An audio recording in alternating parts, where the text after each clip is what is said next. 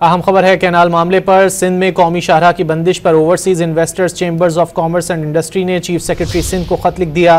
खत में सूरत हाल की संगीनी का जायजा लेते हुए कौमी शाहराह की बंदिश के खात्मे के लिए इकदाम का मुतालबा किया गया। मजीद जानेंगे डॉन न्यूज़ के नुमाइंदे ताहिर शिरानी से। ताहिर, खत में मजीद क्या कहा गया है?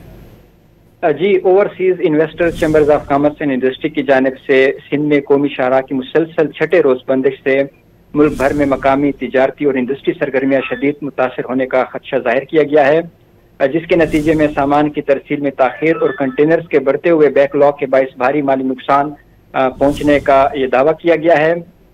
ये OICCI का ये कहना है कि इस वक्त सखर के करीब 3500 से ज्यादा गाड़ियां फंसी हुई हैं, जिनमें बरामदी सामान, जल्द खराब होने वाली अशिया और अहम सनती खाम माल मौजूद है।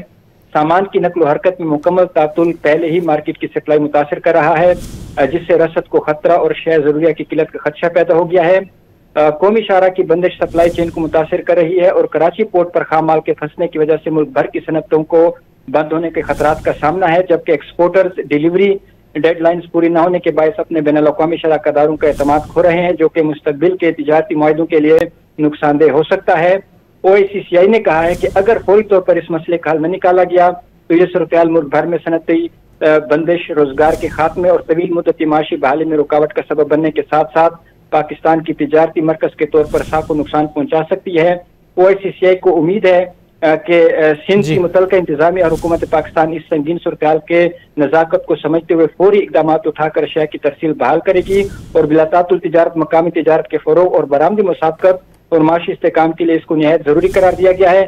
चीफ सेक्रेटरी सिंध को खत लिखा गया और उसकी कापी जो है वजीर आला सिंध और इसके साथ साथ जो सेक्रेटरी बोर्ड ऑफ इन्वेस्टमेंट है उनको भी कापी की, जो खत की कापी है वो भिजवाई गई है। जी, बहुत शुक्रिया ताहिर शिरानी इन तफसीलात के लिए।